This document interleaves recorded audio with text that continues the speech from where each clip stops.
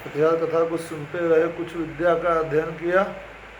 जब रात पहर भर बीत चुकी तब गुरु ने उठकर शयन किया। पद लगे दावने राम लखन श्रीमान गुरु के संग खोए। जब कहा गुरु ने बार बार तब रामचंद्र जाकर सोए। अब चरण कमल रघुनंदन के दावने लगे लक्ष्मण भ्राता। तब कहा राम ने बार बार सो जाओ ताता। निज हृदय धार रघुवीर चरण लेटे जाकर लक्ष्मण भाई। सबसे पहले उस समय उठे जब रण शिखा की ध्वनि आई। यादव पुरुषोत्तम रघुवर उठे गुरु जी से आगे कर चुके जरूरी काम यह सब। तो विश्वामित्र मुनि जागे। है दुनिया के लायक बच्चों देखो ऊंचा आचरण है यह। सेवा वृत्ति और शिष्य धर्म का सच्चा उदाहरण है यह। मंगल भवन मंगल हारी द्रहुम सुर शरत अजिर बिहारी। दीन दयाल वृद संपहारी हरहु नाथुम संकट भारी। पात काल का दिश था गुरु शासन पाए। पुष्पों को लाने चले राम लक्षण हर्षाए। प्रातः काल का दृश्य था, गुरु अनुशासन पाकर के पुष्पों को लाने के लिए राम और लक्ष्मण जी चले पुष्पवाटिका में, दशरथ जी की पुष्पवाटिका में, अरे जनक जी की पुष्पवाटिका, सॉरी। श्री गुरुदेव की पूजा में पुष्पों की आवश्यकता थी। प्रातःकाल कुछ भ्रमण भी हो, यमनिराज की आज्ञा थी। मिथिलेश राज का बाग वहाँ था भरा हुआ फल फूलों से। मालियों से पूछ लगे चुनने फूलों को दोनों में। वह बाग पुरफिजा पुरौनक जिसकी बहार 12 मासी। टट्टियाँ रविश क्यारियाँ घास आरायश जेबायश काशी था पिछली तरफ। अजायब घर तोहफे दुनिया के सुहा रहे। चिड़िया खाना देखिए तो वहाँ लाखों परंद चहचहा रहे। भजनानंदियों के नहाने को तालाब एक दरमियान में था और वहीं एक गिरजा मंदिर कुछ ऊंचे से सुस्थान में था। गुरुदेव श्री विश्वामित्र जी पूजा के लिए पुष्पों की फूलों की आवश्यकता थी और प्रातःकाल कुछ भ्रमण भी हो जाए, इसलिए मुनिराज विश्वामित्र जी ने श्री रामचंद्र जी लक्ष्मण जी को आज्ञा दी जाने की।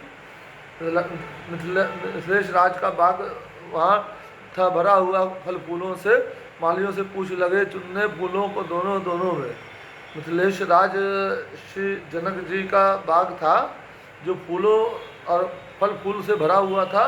मालियों से पूछ करके दोनों भाई राम और लक्ष्मण जी दशरथ जी के जाए, जो है एक कौशल्या पुत्र और एक सुमित्रा पुत्र, वो मालियों से पूछ करके के फूलों को चुनने लग गए। वह बाग पुरफिजा पुरौनक जिसकी बाहर 12 मासी, वो एक अलौकिक बाग था। पुरफिजा मतलब पूरे फिजा में ऐसा बाग मिलना मुश्किल था और पूरी रौनक थी उसमें, और जिसकी बाहर 12 मासी थी। 12 मासियाँ हर ऋतु के फल फूल पौधे फल सब होते थे। टट्टियाँ रविश क्यारियाँ घास आरायश जेबायश खासी, मतलब हर तरह का इसमें औषधि फूल पौधा भी था और जो है अच्छी क्यारियाँ थी, बाग बगीचे थे, घास भी बहुत अच्छी थी। और था पिछली तरफ अजायब घर तोहफे दुनिया के सुहार है। पिछली तरफ अजायब घर था जिसमें दुनिया भर से जो तोहफे आते थे महाराज जनक जी को या जिसको भी वहाँ पर आते थे मंत्रियों को, वो वहाँ पर जो है शोभा पाते थे। जनता को और तमाशबीनों को देखने रखा जाता था। चिड़िया खाना देखिए तो वहाँ लाखों परंत चहचहा रहे। चिड़िया खाना था वहाँ पे, जो है जो जहाँ बगीचा होगा वहाँ चिड़िया आएंगी ही आएंगी, चहचहाएंगी है ही है। गौरैया वगैरह सभी चिड़िया उस समय ज़माने में जो भी होंगी। अब लोग बता रहे हैं कि गौरैया नहीं दिखती। हम लोग के बचपन में चील भी दिखती थी, बाज भी दिखता था। आजकल बाज भी नहीं दिखता, चील भी नहीं दिखता, गौरैया भी बहुत कम आ रही है। भगवान की दया से मेरे यहाँ आती है, मेरे यहाँ भी बगीचा आती है यहाँ पे। भजना नंदियों के नहाने को तालाब एक दरमियान में था और वहीं एक गिरजा मंदिर एक कुछ ऊँचे से सुस्थान में था। भजना नंदियों को नहाने को तालाब एक दरमियान में था, वहीं एक गिरजा मंदिर पार्वती जी का मंदिर था, एक ऊंचे स्थान में था। बाग थी, बाग में सरसू बाग बहार, फूल फूल कर फूल भी दिखला रहे निखार। राधे श्याम जी जो इस पुस्तक के लेखक हैं यहाँ अलंकार का प्रयोग कर रहे हैं।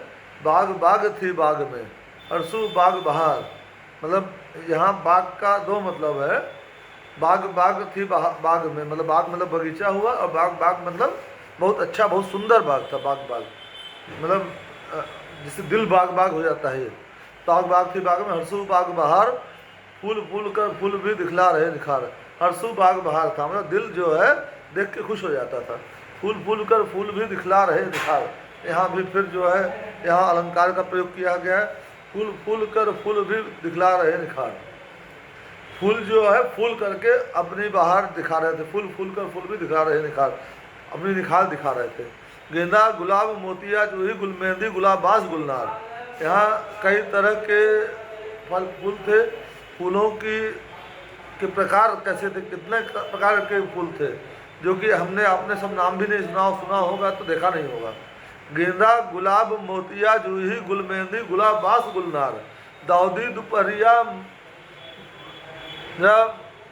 मरचा केतकी हजारा हार सिंगार, मालती माधवी ये भी फूल का प्रकार होता है। जवा झिली केवड़ा मोगरा पपी अनार, इसमें फल और फूल दोनों दिखा रहे हैं।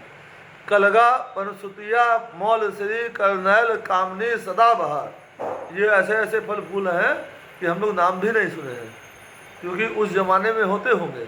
लेकिन अब जो ग्लोबल वार्मिंग हो रही है, बराबर प्रकृति से छेड़छाड़ हो रही है, सिर्फ जो है पत्थरों का जंगल बनाया जा रहा है शहरों को है, और उसके लिए पेड़ पौधे कट रहे हैं, तो ये कई प्रजातियां विलुप्त हो चुकी हैं, कई प्रजातियां विलुप्त होने के कगार पे हैं। इनका नाम सुने है ना, देखें कलगिया पनसुतिया मौलश्री करनैल कामनी सदाबहार, कामनी और सदाबहार ये सब देखिए प्रजातियां, मौलश्री पनसुतिया कलगा, ये जो है न देखे हैं न सुने, जबकि रही होगी तभी लिखे राधे श्याम जी। पचरंगा चंपा सूर्यमुखी सिलमिती मारुति नौरंगा, चांदनी कुमुद दौना लाला जलतरंग चमेली चौरंगा, गुल प्यारी गुल शब्बो गुड़हल गुलचीनी गुल फनूस बेला, तो ये सबका आदमी ने देखा न सुना। गुल प्यारी गुल शब्बो गुड़हल गुलचीनी गुल फनूस बेला, सेबरा निवाड़ी मदन मान गुलकेली कुंद कमल बेला। जिस हिसाब से प्रकृति से छेड़छाड़ हो रही है और पेड़ पौधे रोज कट रहे हैं और लोग खाली अपना ज़मीन और मकान और फ्लैट बनाना चाहते हैं और फूल और क्यारी नहीं लगा रहे, बगीचा नहीं लगा रहे हैं, तो आगे क्या भविष्य होगा और कैसे जो है आप कोरोना को नहीं रोक सकते। नई नई बीमारियां रोज़ पैदा हो रही हैं। सेबरा निवाड़ी मदनमान गुलकेली कुंद कमल बेला, नीले पीले सुरखों सफ़ेद सुखीले सदा हर रंगों के, मैं नाम गिनाऊंगा क्या क्या क्या थे फूल हजारों किस्मों के। राधे श्याम जी कह रहे हैं, तुलसीदास जी का इन्होंने जो है आगे अनुवाद किया होगा कि जो है इतने प्रकार के है, कई हजारों प्रकार के फूल और फल थे, इनका नाम हम कितना गिनाएं। क्यारियों में पौधे महक रहे सब उठे हुए और मिले हुए, डालियों में गुच्छे चमक रहे सब लदे हुए और खिले हुए। क्यारियों में पौधे महक रहे थे, सब उठे हुए और मिले हुए, इतने पास पास लगे थे और इतने लदे हुए थे। डालियों पे गुच्छे चमक रहे सब लदे हुए और खिले हुए, डालियों पे गुच्छे चमक रहे हैं, बहुत चमक है उनमें, क्योंकि उनकी सेवा पूजा होती है, माली लगा हुआ है। और फिर जो है मिथिला नरेश जनक जी की ये बगिया है। उधर फूल चुनने लगे राम लक्ष्मण हर्षाए, उधर बात जो कुछ रही सुनिए ध्यान लगाए। इधर जो है फूल जो है राम लक्ष्मण जी चुनने लगे, उधर बात जो कुछ रही सुनिए ध्यान लगाओ, और उधर कुछ बात हुई वो भी ध्यान लगा सुनिए। दारुण अकाल से जनक नगर जिस समय प्रपीड़ित होता था, उस अपने हाथों राजा ने खेती के लिए फल जोता था। दारुण जब अकाल पड़ गया था जनक नगर में, मिथिला नगरी में, उस समय जो पूरी प्रजा पीड़ित हो रही थी, तो अपने हाथों से राजा ने खेती के हल जोता था। तब श्री जनक जी ने और उनकी भामिनी ने साथ में इन्हें खेत में हल जोता था। उस समय घड़े के अंदर से हल्के नीचे कन्या निकली। उस समय घड़े के अंदर जब खेत जोत रहे थे तो घड़े के अंदर से कन्या निकली, जग को शिक्षा देने के लिए, पृथ्वी में से पूरे जग को संसार का जो है भला करने के लिए, शिक्षा देने के लिए पृथ्वी में से कमला निकली। कमला मतलब लक्ष्मी जी का अवतार सीता जी निकली, कमला निकली। या ऋषियों के रुधिरों से बन खल संहारन दुर्गा निकली। या ऋषियों का जो रक्त बहाया जा रहा था रावण के द्वारा और राक्षसों द्वारा, दानवों के द्वारा, खरदूषण थे, मारीच थे, रावण कुंभकर्ण थे, मेघनाथ थे और भी तमाम निशाचर थे, उनके द्वारा जो ऋषियों का रक्त बहाया जा रहा था, उनका संहार कराने के लिए लक्ष्मी जी जो है सीता का रूप धारण करके निकली। यहाँ दुर्गा जी की उपमा दी गई लक्ष्मी जी को। या भक्तों की पूजा के लिए जगदम्बा जगत जया निकली, या भक्तों की पूजा करने के लिए सीता जी जगदम्बा का रूप धारण करके निकली, जनक जया निकली। जानकी जनक ने नाम धरा, पुत्री से ज्यादा प्यार किया, पुत्रों से उनका नाम जनक जी ने जानकी रखा, जानक जी की पुत्री जानकी हुई और पुत्रों से ज़्यादा प्यार किया, पुत्र से ज़्यादा बढ़ के प्यार किया। फिर नारद जी ने आकर के सीता या नाम प्रचार किया, फिर नारद जी ने आकर के उनका नाम सीता रखा और ये नाम प्रचार सीता हुआ। कुछ बड़ी जब के हुई श्री सीता सुखदाय, खेल कूद में एक दिन शिव धनु लिया उठाए।